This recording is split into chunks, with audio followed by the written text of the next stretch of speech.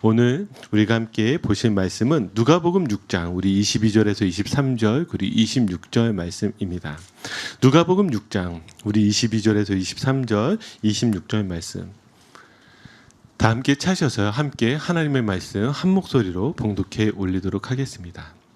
함께 봉독하시겠습니다. 인자로 말미암아 사람들이 너희를 미워하며 멀리하고 욕하고 너희 이름을 악하다 하여 버릴 때에는 너희에게 복이 있도다. 그날에 기뻐하고 뛰놀라 하늘에서 너희 상이 큼이라. 그들의 조상들이 선지자들에게 이와 같이 하였느니라. 모든 사람이 너희를 칭찬하면 화가 있도다. 그들의 조상들이 거짓 선지자들에게 이와 같이 하였느니라. 아멘. 우리 말씀에 들어가기 앞서서 여러분들이 옆 사람과 한번 여러분들의 정말 마음을 담아서 인사하셨으면 좋겠는데요. 여러분들이 옆 사람과 이렇게 인사하시겠습니다. 당신이 참 믿습니다. 당신을 정말 미워합니다. 자, 여러분들의 마음을 담아 옆 사람에게 이렇게 인사할까요? 당신이 참 믿습니다. 당신을 정말 미워합니다. 자, 오늘 말씀을 보니까요, 미움을 받는 것이 복이라 하였습니다. 미움 받는 것이 복이라 그래요. 자, 그러니 더 축복해야 되지 않습니까? 저 진심을 담아서 옆 사람에게 한 번 더 우리 축복합시다. 당신이 참 믿습니다. 당신을 정말 미워합니다. 여러분 어떠세요? 참 이상한 말씀 아닙니까? 사실은 저희가 사랑받기 원하고 인정받기 원하고 칭찬받길 원하지 누가 미움받고 싶겠습니까? 그런데 예수님은요, 지금 미움을 받는 것이 복이 있다라고 말씀하셨습니다. 도대체 왜 이렇게 말씀하셨을까요?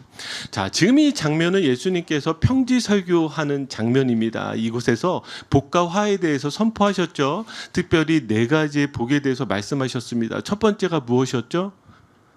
할렐루야, 너무 감사해요. 이러니까 제가 정말 너무 좋아요. 왜냐하면 했던 설교 또 해도 되니까.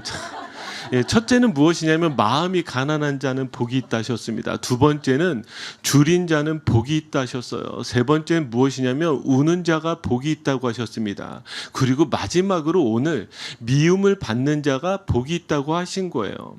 자, 이 4가지의 말씀을 곰곰이 생각해 보면 크게 2개로 분류될 수 있을 것 같아요. 첫 번째서부터 세 번째 말씀은요, 내 안의 상태에 대해서 말씀하셨어요. 내 안의 상태, 내 마음이 가난하고 줄이고 우는 내 안의 상태에 대해서 말씀하고 있다면 마지막 이 4번째 복은 무엇일까요? 4번째 복은요, 우리를 향한 세상의 반응에 대해서 말씀하셨어요.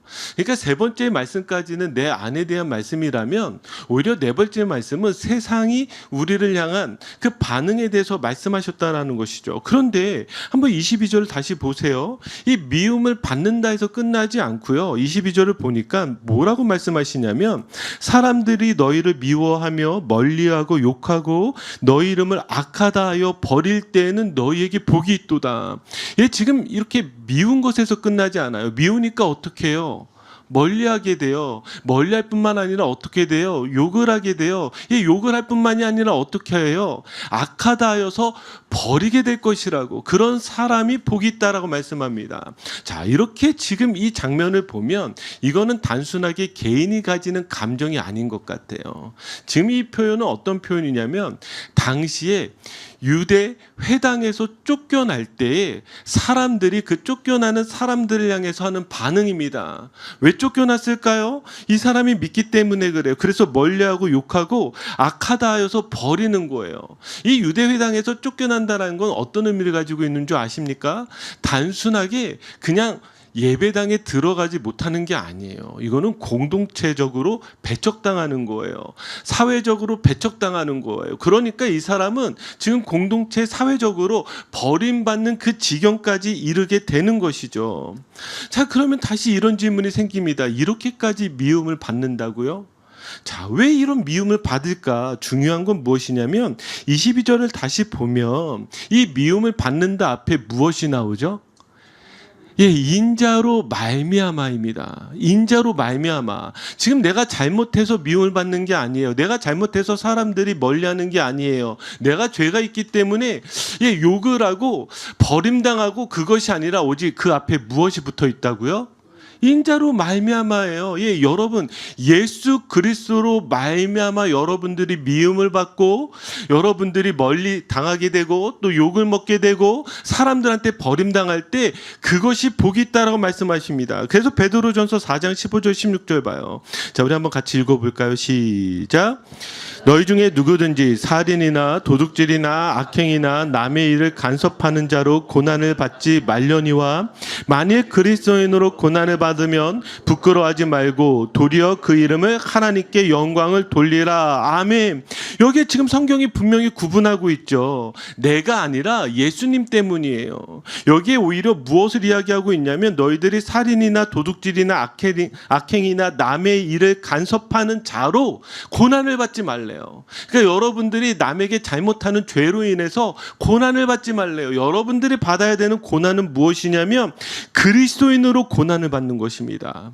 자, 그리스도인으로 고난을 받을 때에 하나님께 영광을 돌리라고 하는 것이죠.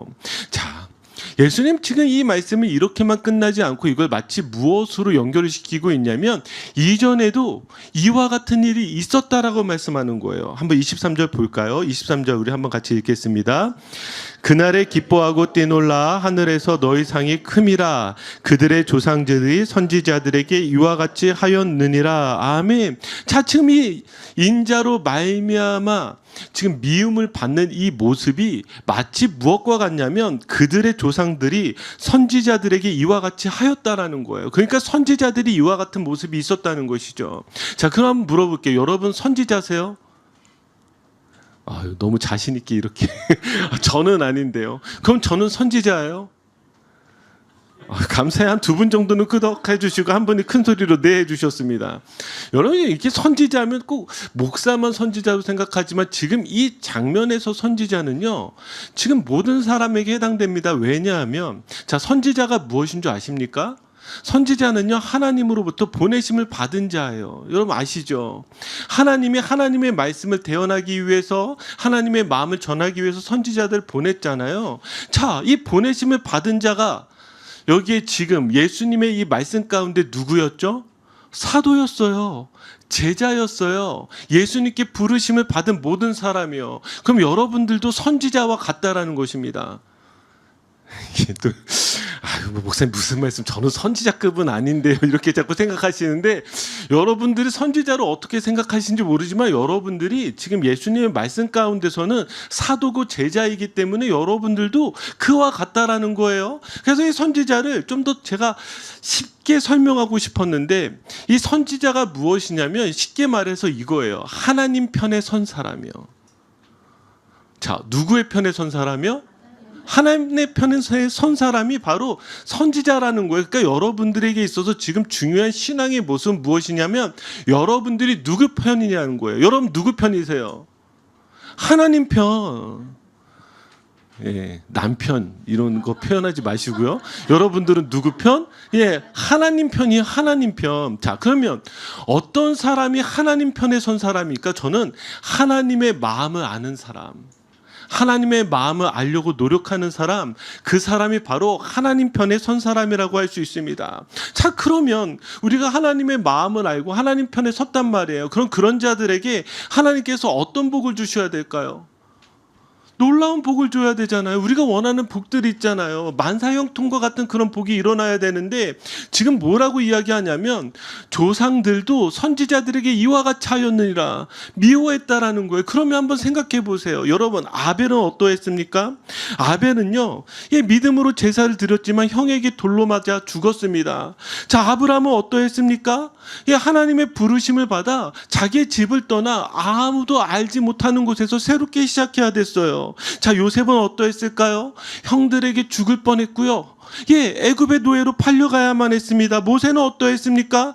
왕자로 살아가다가 도망가야 되는 그 도망자로 살아가야만 했습니다. 자, 선지자들은 어떠했을까요? 엘리야는요 놀라운 기적을 행했지만 광야로 도망가 그 로뎀나무 아래에서 죽기를 간청했습니다. 이사야는 어떠했을까요? 듣는 이가 없었어요.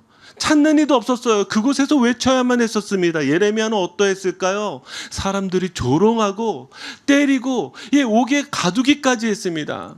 여러분, 이게 지금 선지자의 삶이라고 이야기를 하는 거예요. 여러분, 그러면 다시 여러분들이 선지자로 부르심을 받았단 말이에요. 사도로, 제자로, 예수님을 믿는 사람으로 부름을 받았어요. 그런데 그런 자들을 향해서 예수님이 놀라운 복을 이야기하시는데 그게 무엇이냐면 너희들도 이와 같은 일들이 있을 거라고 하는 거예요. 여러분, 그러면 여러분들이 이와 같은 일이 있을 때 정말 선지자로서 살아갈 수 있습니까? 정말 믿는 사람으로서 이 말씀에 아멘하며 살아갈 수 있습니까? 저는 참 어렵다고 생각했습니다. 어렵다고요. 제가 솔직한 고백을 했잖아요.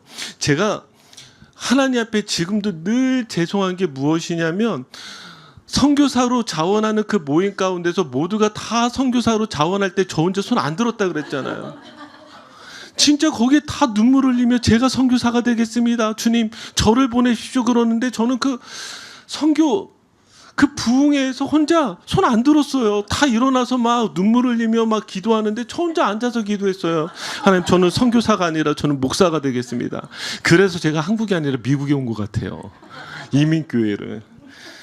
그러니까 저는 이 말씀을 읽을 때 지금 저에게도 힘들다라는 말이에요. 하나님, 지금 조상들도 선지자들에게 이와 같이 행했다고 하는데, 예수 그리스도를 믿는 사람들도 이와 같은 일이 있다고 하는데, 도대체 어떻게 이곳 안에서 믿음 안에서 살 수 있습니까? 이게 저에게 던져지는 질문이었단 말이에요. 사실은 이 질문 때문에 제가 이 복가화에 대한 말씀 참 오랫동안 묵상을 하는데, 하나님이 저에게 주셨던 말씀이 어떤 말씀이냐면 물 위로 걸어오시는 예수님이었어요. 물 위로 걸어오시는 예수님. 지금 예수님께서 이 물 위로 걸어오시는 장면 여러분들이 다 아시죠? 자, 이 복음서를 보면은요, 이 갈릴리 바다에 풍랑이 일어나는 사건이 크게 두 번이 일어나게 됩니다. 크게 두 번이. 자, 하나 여러분들이 잘 아시는 물 위로 걸어오시는 그 예수님의 그 기적 앞에 그 마가복음 4장을 보면 그 풍랑이 일어나요. 그때 예수님께서 배에서 주무시고 계셨죠. 자, 그러면서 예수님께서 제자들이 간청을 하사 일어나서 그 풍랑을 향해서 바다를 해서 잠잠하라 고요하라 꾸짖으니까 바다가 잠잠하게 됐어요. 그러면 다시 이런 질문이 생깁니다. 이와 비슷하게 지금 갈릴리 바다에 풍랑이 일어났어요. 그런데 예수님이 먼저 제자들을 향하여 건너가라 하시고 예수님은 안 계셨단 말이에요. 근데 또 풍랑이 일어나요. 그러면 예수님이 지금 그 물 위를 걸어오십니다. 한번 상상해 보세요. 네, 저를 보면서 상상이 안 되시겠지만 한번 상상해 보세요. 이게 풍랑이 일어났는데 예수님이 이렇게 걸어오신단 말이에요. 그런 다음에 예수님이 뭐 하셔야 돼요? 바다를 향해서 잠잠하라 고요하라, 이 풍랑을 잠잠케 하셔야 되는데 지금 그렇게 하지 않고 여기에서 예수님은 그냥 걸어오고 계시단 말이에요. 뭔가 이상하잖아요. 지금 똑같은 장면이지만 지금 전혀 다른 것을 성경은 우리에게 알려주기 위해서 지금 두 사건을 전혀 다른 사건이기 때문에 이렇게 우리에게 전해주고 있습니다. 자, 그러면 이때 어떤 일이 일어났냐? 예수님 물 위를 걸어오는데, 자, 그때 베드로가 이렇게 이야기를 하죠. 여러분들이 잘 아시는 말씀이에요. 마태복음 14장 28절. 자, 우리 한번 같이 읽어볼까요? 시작. 주여, 만일 주님이시거든 나를 명하사 물 위로 오라 하소서. 아멘. 정말 생뚱맞지 않아요? 지금 예수님을 보고 뭐라고 사실은 외쳐야 돼요? 주님, 풍랑을 잠잠하게 해주십시오. 주님, 우리를 살려주십시오. 이렇게 지금 외쳐야 되는데 갑자기 정말 생뚱맞게 주님, 저를 물 위로 오라 하소서, 이렇게 하는 거예요. 물 위를 걷게 해달라는 거예요. 여러분, 이게 이해가 되십니까? 이 말씀이 그래서 우리 안에 참 많이 오해가 되어져요. 이 말씀을 정확하게 이해하려면 여러분들이 가진 성경 중에 새 번역을 보면 그것이 가장 원어를 잘 해석했습니다. 새 번역본을 보면 이렇게 번역되어져 있어요. 베드로가 예수께 말하였다. 주님, 주님이시면 나더러 물 위로 걸어서 주님께로 오라고 명령하십시오. 그럼 무슨 차이인지 아시겠어요? 우리가 가지고 있는 개역개정에서는요, 주님, 물 위로 오라 하소서 이렇게만 번역되어져 있지만 사실은 가장 정확하게 번역을 하려면 이렇게 번역해야 돼요. 주님, 주님이시면 나더러 물 위로 걸어서 누구에게로 오라고 명령하는 거예요. 이 주님께로. 지금 베드로가 물 위를 걷는 것이 목적이 아니에요. 누구에게 가는 게 목적이에요? 주님께 가는 게 목적이에요. 이게 중요해요. 여러분들이 이 말씀을 보실 때 꼭 기억해야 되는 게 무엇이냐면 여러분들이 잘못 해석하거나 잘못 묵상하면 이런 거예요. 주님, 여러분 이런 거잖아요. 바닷가 가서 저 무리를 걷게 해주십시오. 죽었다 깨어나도 무리를 못 걷습니다. 이와 똑같은 원리가 무엇이냐면 내 삶에 어려운 일들이 있을 때 주님 무리를 걷게 해주십시오. 무리를 걷게 해주십시오처럼 지금 내게 기적이 일어나게 해주십시오. 지금 놀라운 일이 일어나게 해주십시오. 이렇게 선포를 하면 이 믿음에 따라 내가 정말 믿으면 무리를 걸어갈 수 있고 내가 정말 믿으면 기적이 일어나고 내가 정말 믿으면 놀라운 일들이 일어날 거야. 여러분들 그렇게 생각하지만 아니요. 지금 여기에서 우리에게 말하고자 하는 건 무엇이냐면 그게 믿음이 아니라 믿음은 무엇이냐면 내가 비록 이곳에 무리를 걸을 수 없는 자잖아요. 그런데 이 풍랑을 뚫고서라도 지금 누구에게 가겠다라는 거예요? 주님께요. 주님이 말씀하시면 주님이 명령해 주시면 제가 이 풍랑이 일고 있는 이 파도를 건너 주님께 갈 수 있습니다. 이게 믿음이라고요. 믿음은요, 주님을 바라보고 풍랑이 인다 할지라도 내가 주님께로 가겠다는 거예요. 저는 이게 선지자의 모습과 같고 제자의 모습과 같다라고 저는 생각했습니다. 근데 문제가 있어요. 베드로가 주님께로 갑니다. 자, 주님을 바라보았을 때는 괜찮았어요. 그런데 여러분, 주님만 바라볼 수 있어요? 아니잖아요. 파도도 바라보게 되고 바람도 바라보게 되고 그러니까 그 마음에 어떤 마음이 생겨요? 두려운 마음이 생겨요. 두려운 마음이 생기니까 베드로가 점점 물에 빠지기 시작합니다. 점점. 자, 그때 예수님께서 뭐라고 말씀하신지 한번 볼까요? 자, 마태복음 14장 31절입니다. 우리 같이 읽겠습니다. 예수께서 즉시 손을 내밀어 그를 붙잡으시며 이르시되 믿음이 작은 자여 왜 의심하였느냐 하시고 아멘. 자, 예수님께서 지금 물에 빠지는 베드로를 향해서 이렇게 이야기해요. 믿음이 작은 자여 왜 의심하였느냐. 자, 여러분, 지금 예수님이 베드로에게 이렇게 말씀하셨을 때 어떤 뉘앙스 같으세요? 막 혼내는 것 같아요? 막 다그치는 것 같아요? 아니면 따뜻하게 위로하는 것 같아요?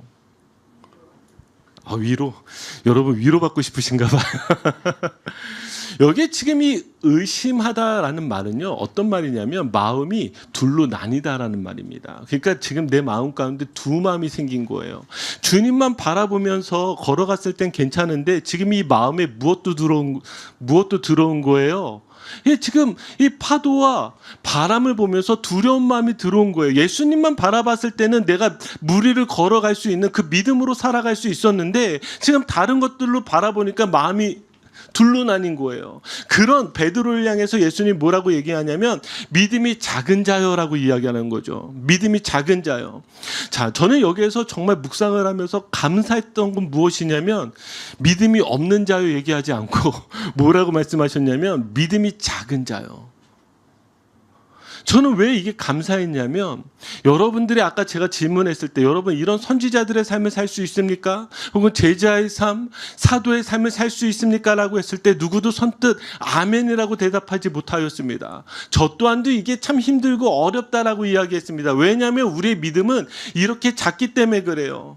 작기 때문에 그래요. 그런데 그 작을 때 여기에 뭐라고 나오냐면 예수께서 즉시 손을 내밀어 그를 붙잡으시며 예수님이 지금 이 베드로를 향해서 넌 믿음이 작고 너가 의심하였기 때문에 너는 물에 빠져 죽어야 돼가 아니라 오히려 너는 믿음이 작고 너는 의심할 수밖에 없는 그런 연약한 사람이기 때문에 예수님께서 손을 내밀어서 그의 손을 붙잡아서 일으켜 세워주시는 거예요. 그 물에서 건져내어 주신 거예요. 이게 바로 믿는 자의 인생과 삶이라는 거예요. 제가 저희 묵상학교를 하면서 이렇게 말씀을 나누다 보니까 저희 집사님들 좀 힘들어하는 부분이 있어요. 그게 무엇이냐면 예를 들어서 이런 거예요. 두려워하지 마라. 걱정하지 마라. 이 말씀 묵상했어요. 근데 진짜 안 두려울까요? 정말 걱정이 안 될까요? 여러분 정말 예수 그리스도를 믿으니까 날마다 즐겁고 날마다 신나고 날마다 행복하세요? 예, 표정들을 보니까 절대 그렇지 않다는 거 알 수 있어요. 인생이 얼마나 힘들고 어려워요. 예수님 믿어도 정말 너무 힘들어요. 어려워요. 근데 이걸 어떻게 해석할 수 있냐면 이런 거예요. 여러분 집에서 자녀가 울고 있어요. 그러면 여러분 어떻게 해요? 울지마 하면서 여러분들이 몽둥이 들어요? 회초리 들어요? 너 안 울 때까지 너 때릴 거야? 이런 사람 아무도 없잖아요. 왜 울어? 울지 마. 그럼 여기에서 울지 마라고 하는 거는 여러분 어떤 의미가 있어요? 내가 너의 편이야. 내가 너와 함께 할게.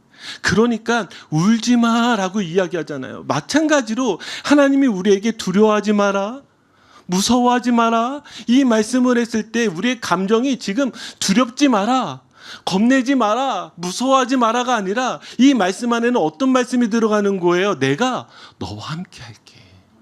그럼 이 말씀이 다시 이 물 위로 걸어가는 자의 그 의미로 들어가면 여러분들이 선지자의 삶을 살 수 있어서 지금 이 말씀을 하신 게 아니라 여러분들이 비록 그렇게 살지 못한다 할지라도 예수님께서 여러분들에게 손을 내밀어서 여러분들을 어떻게 해주시겠다는 거예요. 물속에 잠기고 있는 여러분들의 인생과 여러분들의 삶을 끄집어내 주시겠다는 거예요. 우리가 그것을 바라보고 그것을 구하는 것이 바로 우리의 믿음인 것이죠. 여러분, 우리는 미움받을 능력이 없습니다. 그리고 미움을 받았을 때 이겨낼 만한 능력도 없습니다. 그렇기 때문에 우리는 베드로와 같이 주여 나를 구원하소서. 저 물속에서 우리가 외칠 수밖에 없는 그 외침은요, 주여 나를 도와주소서밖에 없는 것이죠, 여러분. 그래서 저는 이 말씀을 여러분들에 소개하고 싶습니다. 베드로전서 4장 13절 14절입니다. 자, 4장 13절 14절 우리 한번 같이 읽겠습니다. 오히려 너희가 그리스도의 고난에 참여하는 것으로 즐거워하라. 이는 그의 영광을 나타내실 때에 너희로 즐거워하고 기뻐하게 하려 함이라. 너희가 그리스도의 이름으로 치욕을 당하면 복 있는 자로다. 영광의 영 곧 하나님의 영이 너희 위에 계심이라. 아멘. 여러분, 여기 지금 고난을 당할 때 뭐 하라고요? 예, 즐거워하고 기뻐하게 하려 함이라. 아니, 고난을 당할 때 우리가 기뻐하고 즐거워할 수 없잖아요. 우리의 힘으로 안 된다고 고백했잖아요. 그런데 우리가 어떻게 기뻐하고 즐거워할 수 있어요? 14절이에요. 14절에 여기에 놀라운 표현이 나옵니다. 무엇이 우리 위에 계시다고요? 영광의 영, 곧 하나님의 영이 너희 위에 계심이니라. 예, 성령께서 여러분들이 고난 가운데 있을 때 여러분들을 그냥 내버려 두신 것이 아니라 여러분들과 함께 있다는 거예요. 이 말씀이 우리에게 얼마나 위로가 됩니까? 그러니까요, 광야를 지나갈 때는 우리를 살리시는 만나를 경험할 수 있습니다. 그러나 가나안 땅에 살 때는 그 만나를 경험할 수 없어요. 여러분들이 고난 가운데 있을 때, 어려움 가운데 있을 때 기억하십시오. 우리가 이 고난, 이 어려움을 이길 수 있는 것은 우리에게 내밀어 주시는 그 예수 그리스도의 손, 놀라운 영광의 영, 하나님의 영, 하나님께서 여러분들과 함께 계시다라는 증거인 것을 믿고 그 손을 붙잡고 이겨나가시기를 주님의 이름으로 축복합니다. 여러분, 성령을 이기셔야 돼요. 성령으로요. 자, 근데 여기에 지금 이처럼 성령을 이야기하기도 하지만 저는 이 말씀을 또 여러분들이 기억하셨으면 좋겠습니다. 히브리서 12장 2절 말씀이에요. 자, 우리 같이 읽어볼까요? 믿음의 주여 또 온전하게 하시는 이인 예수를 바라보자. 이는 그 앞에 있는 기쁨을 위하여 십자가를 참으사 부끄러움을 개의치 아니하시더니 하나님 보좌 우편에 앉으셨느니라. 아멘. 자, 우리 이렇게 힘들고 어려운 인생 가운데 이렇게 선포해야 합니다. 무엇이냐면 믿음의 주여 또 온전하게 하시는 이 예수를 바라보자. 자, 그 예수를 바라보는데 예수의 무엇을 바라보냐면 이거예요. 그는 그 앞에 있는 기쁨을 위하여 십자가를 참으사 부끄러움을 개의치 아니하시더니. 자, 예수님께서 십자가를 참으실 수 있었던 이유가 딱 하나입니다. 그게 무엇일까요? 기쁨을 위하여. 기쁨. 그 앞에 있는 그런 기쁨은 무엇일까? 이거를 쉽게 설명하자면 이거예요. 예수님께서 십자가를 참으신 이유는 무엇이죠? 나를 구원하시기 위해서예요. 우리를 구원하시기 위해서예요. 예수님에게 있어서 저 십자가의 고통보다도 더 간절히 원했던 기쁨은 무엇이냐면 나를 살리시려는 거예요. 우리를 살리시려는 거예요. 그러니까 여러분들이 예수 그리스도를 바라볼 때 뭘 바라보게 되는 거예요? 예수님이 나를 살리시기 위해서, 나를 구원하시기 위해서 그 십자가를 참으신 것과 같이 나도 예수 그리스도를 바라보고 이 십자가를 견디겠습니다. 이 고통과 고난을 견디겠습니다라는 것입니다. 우리에게 이런 기쁨이 있는 게 무엇입니까? 예수님이 나를 살리셨다는 거예요. 예수님이 나를 구원하셨다는 거예요. 바로 그 기쁨 기쁨이 있기 때문에 우리가 이 말씀이 이제 이해가 될 수 있습니다. 자, 23절입니다. 자, 예수님이 이렇게 말씀하셨죠. 그날에 기뻐하고 뛰놀라 하늘에서 너희 상이 큼이라. 자, 여기 이 기뻐하고 뛰놀라. 여러분 정말 예수 그리스도 때문에 기뻐하고 뛰놀 수 있으십니까? 감사해요. 제가 이 말씀 준비하는데 참 찔렸어요. 저는 잘 울 수는 있는데 기뻐하고 뛰놀 수는 없겠더라고요. 주님 힘들어요. 이렇게 울 수는 있어요. 주님 저 어려워요. 울 수는 있어요. 근데 주님 때문에 기뻐하고 뛰놀라. 저는 참 어렵습니다. 여기 이 기뻐하라는 이 말은요, 헬라어로 카이로라는 말인데요. 단순히 기분이 좋다는 말이 아닙니다. 성경 안에서 쓰여진 이 단어는 다 어떤 단어이냐면 하나님이 행하신 구원 때문에 기뻐하는 거예요. 그러니까 하나님이 행하신 구원, 하나님이 행하신 그 구원, 예수 그리스도 때문에 기뻐하는 것을 이야기하는 것이죠. 빌립보서 4장 4절을 보면 주 안에서 항상 기뻐하라. 내가 다시 말하노니 기뻐하라. 자, 여러분 이 말씀에 아멘이 되세요. 지금 이 말씀을 바울이 선포했을 때 그곳은 어디였냐면 감옥이었습니다. 바울은 지금 감옥 안에 있으면서도 뭐라고 이야기하냐면 주 안에서 기뻐하라.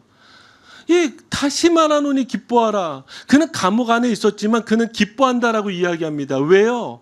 상황과 환경 때문에 기뻐하는 것이 아니라 내가 어떤 상황과 환경에서도 예수 그리스도 때문에 기쁘다라는 거예요. 하박국 3장 17절 18절 볼까요? 자, 이 말씀을 한번 같이 읽겠습니다. 시작.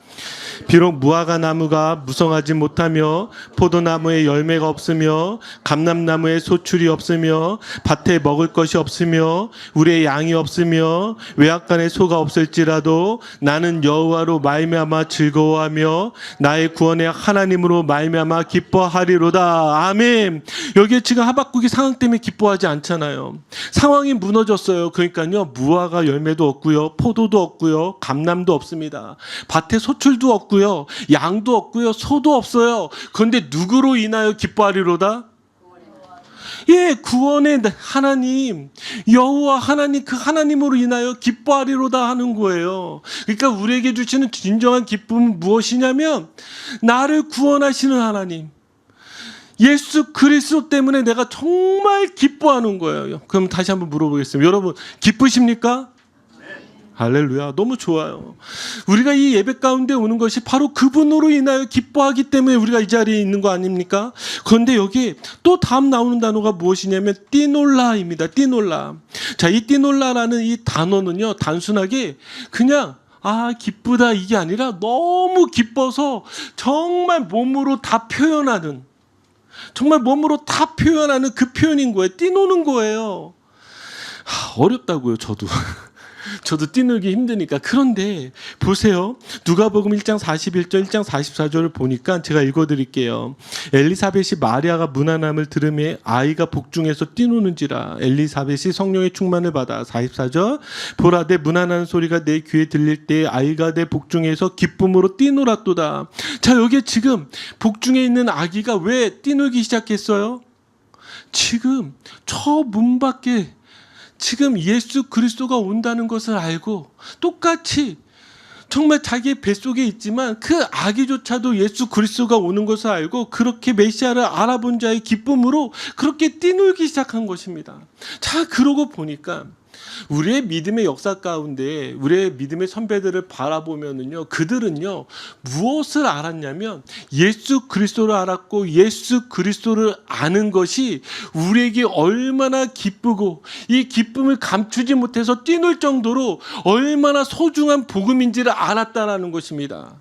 그러니까 그들은요 세상의 다른 것들로 지금 기뻐하고 뛰노는 것이 아니라 복음, 이 복음의 메시지를 알게 되니까 그들은요 예수 그리스도로 말미암아 그렇게 기뻐하고 뛰놀고 그렇게 감사했다라는 것이, 저는 이 은혜가 여러분들에게 있기를 정말 주님의 이름으로 축복합니다. 그래서 이 메시지가 여러분들에게 그런 놀라운 힘이 됐으면 좋겠어요. 자, 그런 여기에서 끝나지 않고 그 다음에 이렇게 나옵니다. 자, 23절을 보니까 그날에 기뻐하고 뛰놀라 하면서 하늘에서 너희 상이 큼이라. 자, 여기에 이 상이라는 단어는요 당연히 보상, 상급 이런 의미입니다. 그래서 시편 19편 11절을 보면 또 주의 종의 이것으로 경고를 받고 이것을 지킴으로 상이 크니이다. 예, 늘 모든 하나님을 믿는 사람들은 마지막 그날에 하나님께서 주실 상을 기대하게 됩니다. 왜냐하면 하나님께서 약속하셨거든요. 그럼 한번 제가 물어볼게요. 여러분들이 받고 싶은 상은 무엇입니까? 마지막 그날에 우리가 받을 상급은 무엇일까요? 이걸 잘 해석해야 되겠죠. 어떤 사람은 내가 이 땅 가운데 사는 것이 너무 힘들어서 마지막 그날에 내가 으리으리한 집을 좀 받았으면 좋겠다. 내가 마지막 그날에는 정말 자율주행이 되는 테슬라가 아니라 벤츠를 받았으면 좋겠다. 뭐 이런 여러분들이 막 기대하고 상상하고 여러분들이 원하는 것들이 있잖아요. 그게 상급일까요? 성경에서 특별히 구약에서 이 상이라고 이야기했을 때 이들은 무엇으로 이해했냐면 여러분 창세기 15장 1절을 보세요. 지금 이렇게 하나님께서 아브라함에게 말씀해 주세요. 이후에 여호와의 말씀이 환상 중에 아브라함에게 임하여 이르시되 아브라함아 두려워 말라 나는 내 방패여 너의 지극히 큰 상급이니라. 자, 지금 상급이 뭐라고요? 하나님이요. 지금 믿는 자에게 주어지는 가장 놀라운 상은 무엇이냐면 하나님이라는 거예요. 그러니까 예수님도요 이렇게 말씀하셨어요. 자, 복이 무엇이냐면 누가복음 6장 20절을 보니까 복이 있나니 하나님의 나라가 너희 것이며 복은 다른 것이 아니에요. 상급은 다른 것이 아니에요. 하나님의 나라래요. 바울도 뭐라고 이야기하냐면 오히려 예수님과 함께 영광에 참여하는 것이라고 이야기합니다. 그래서 로마서 8장 17절을 보면 자녀이면 또한 상속자 곧 하나님의 상속자여 그리스도와 함께한 상속자니 우리가 그와 함께 영광을 받기 위하여 고난도 함께 받아야 할 것이니라. 그리스도와 함께 참여하는 영광이라고 이야기합니다. 마지막 요한계시록을 보세요. 21장 3절을 보면 보라 하나님의 장막이 사람들과 함께 있으며 하나님이 그들과 함께 계시리니 그들은 하나님의 백성이 되고 하나님은 친히 그들과 함께 계셔서. 마지막 그날이 무엇입니까? 하나님의 백성이 되는 것, 하나님이 나의 하나님이 되는 것, 내가 예수 그리스도와 함께 사는 것, 이것이 우리에게 주어지는 상급이라는 거예요. 여러분 여기에 정말 아멘 되어지시고 정말 기쁘십니까? 천국이 어떤 곳이냐? 여러분 천국이 어떤 곳이냐라고 정말 많은 분들이 궁금해 하시는데 천국은요 예수님을 만나는 곳이에요. 예수님과 함께 사는 곳이에요. 그래서 천국의 가장 큰 기쁨은 무엇이냐면 내가 예수님을 만났다는 것이고 내가 예수님과 함께 사는 것입니다. 근데 여러분 생각해 보세요. 정말 이게 기쁘세요? 이게 정말 기쁘세요? 우리의 믿음이 여기에서부터 예수님을 만나고 예수님과 함께 살아가는 삶으로 살아가지 않는 사람들은요 첫 천국이 기대가 되지 않아요. 왜요? 이 땅이 더 좋은 게 많잖아요. 얼마나 좋은 게 많아요. 얼마나. 그러니까 저 천국이 기대가 되지 않아요. 이 땅이 천국이잖아요. 그런데 믿는 자들에게 있어서 유일한 소망은 무엇이냐면 이런 게 다 아니라 예수 그리스도만 있으면 된다라는, 내가 예수 그리스도를 만났다는 그 기쁨 때문에 마지막 그날에 정말 내가 예수님을 만나는구나, 내가 예수님과 함께 사는구나, 이 기쁨이 있는 것이죠. 이게 우리에게 기쁨이 되지 않으니까 우리의 믿음이요 자꾸 다른 것들을 찾게 되고 다른 것들을 구하게 되는 것이죠. 산성도 여러분, 여러분들이 저를 만나실 때 절대로 놓치지 마셔야 될 게 무엇이냐면 저도요 맛있는 거 좋아하고요 좋은 식당 가는 거 참 좋아합니다. 근데 맛있는 거 먹고 좋은 식당 가는 게 저한테 사실은 중요하지 않아요. 식사는요 무엇이 중요하죠? 누구와 함께 하느냐가 중요해요. 저는요 여러분들하고 하는 식사라면은요 국밥 하나여도 좋고요 그냥 고추장에 밥 하나 비벼 먹어도 좋아요. 무슨 상관이겠어요? 왜요? 제가 사랑하는 성도랑 함께 하는 거잖아요. 그런데 저도 불편한 사람과 같이 있잖아요. 불편한 사람, 저희 교회뿐 아니고요 저희 교회 성도가 아닌데 그런 불편한 자리에 가면 정말 산의 진미를 주고 최고급 식당을 가도요 저는요 소화가 되지 않아요. 어려워요. 왜요? 내가 지금 누구랑 함께 있느냐가 중요한 거잖아요.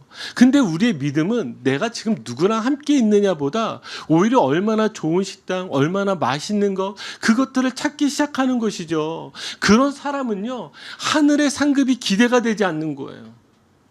하늘의 상급이 기대가 되지 않으니까 천국의 삶이 사라져버리는 거예요. 여러분 기억하세요. 선지자의 삶, 제자의 삶은 다른 것이 아니라 내가 오직 이 땅 가운데 예수 그리스도를 구하며 사는 삶인 줄 믿습니다. 자, 말씀이 이제 이렇게 끝나지게 됩니다. 이 사실을 놓칠 때 우리는 이러한 위험에 빠질 수 있는데 그게 무엇이냐면 바로 26절입니다. 26절 말씀 읽겠습니다. 모든 사람이 너희를 칭찬하며 화가 있도다. 그들의 조상들이 거짓 선지자들에게 이와 같이 하였느니라. 아멘. 자, 모든 사람이 너희를 칭찬하면 화가 있다고 합니다. 여러분, 그런데 여기서 또 오해하시면 안 돼요. 칭찬이 좋은 거예요, 나쁜 거예요?